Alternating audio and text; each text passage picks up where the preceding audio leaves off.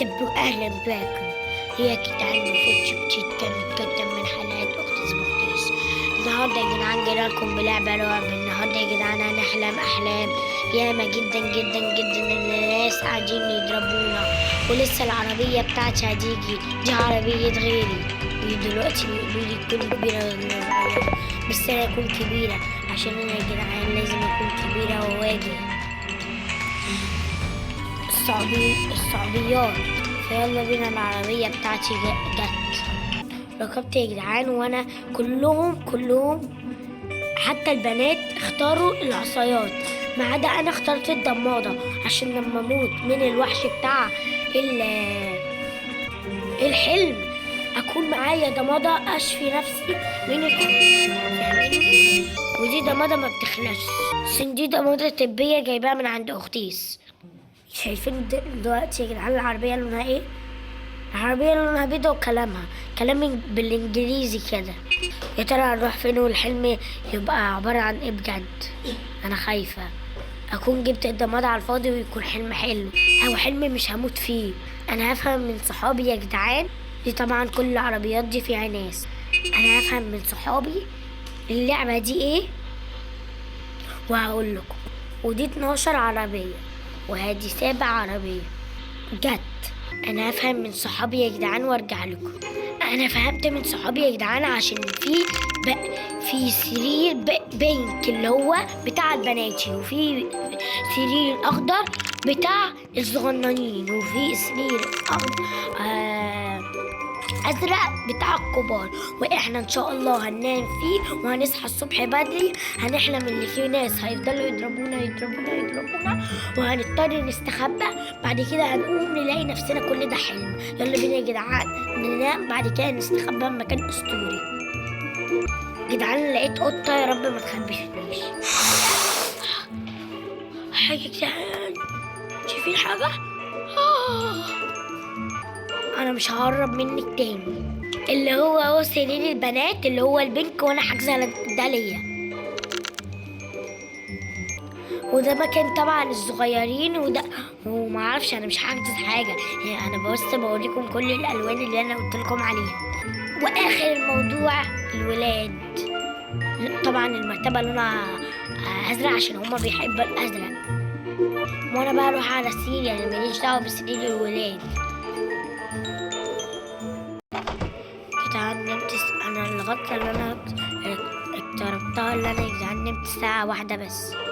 فانا هقعد على اللابتوب بتاعي انا والبنات عشان نبحث بس على كام حاجة احنا مش عارفينها. بحثت يا جدعان على كذا حاجة وانا عايزة انام. يا جدعان انا حلمت شكلي بقى اهو بيقولوا لنا انا طبعا بالانجليزي، انا بقول حاجات من دماغي بس بجد دي حقيقة. مش انا لعبت اللعبة دي من زمان. الوحش هيجي هنضطر نستخبى. شفتوا هو بص هيجي لنا واحد بيقول لنا هو طبعا هو ده الوحش، هيقول لنا انا معايا بيتزا كتير، هنفتحوا له هيضربنا عشان طبعا احنا جعانين. هنفتحوا له الباب عشان ناخد البيتزا منه، هنلاقيه بيضربنا. او ممكن نلاقيه وحش عادي بيخبط علينا بيقول لنا اكسر عليكم الباب. بيخبط شكل الوحش. فتح الباب يا جدعان، فتح الباب. بسم الله مش تنسي.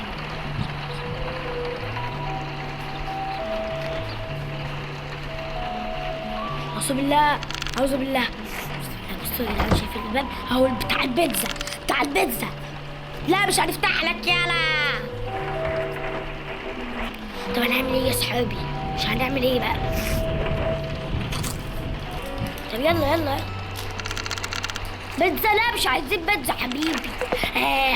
احنا لسه واكلين بيتزا. بص الوسخه اللي على بوقي دي كاتش.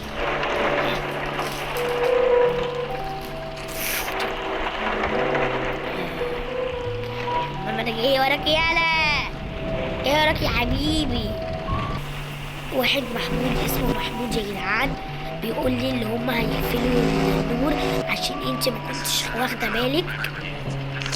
كنتش واخده بالك اللي هو كتبوا اللي انا فتحوا الباب ما كانش قصدهم، اللي هم هجموا علينا وفتحوا الباب وانا ما كنتش بالي عشان كنت بكلمكم.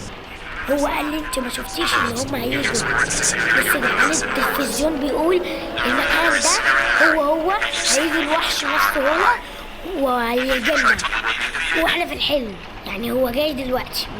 فيا جدعان فاهميني انا بقى يا جدعان، هو قال لي ولد مصطفى بيقول لي انتي كنتي مش واخده بالك كنت بتتكلمي مع الجدعان، كان هو بيقول فوق الكلام اللي انتوا شايفينه ده، بيقولوا انا كسرت الباب ولازم تاخدوا البيتزا مني، وكمان فتح الباب ايه، لا مش هناخد البيتزا منه، ده هيموتنا في الحلم.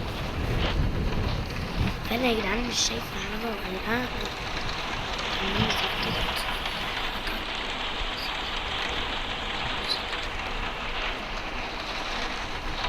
يا صحاب خد الراجل مستني. يلا يا جدعان احنا بنحلم، فتح الباب واحنا دلوقتي لازم نهجمه، هو هيطلع لنا بعصايه. بسم الله بسم الله، انا مش شايفه حاجه.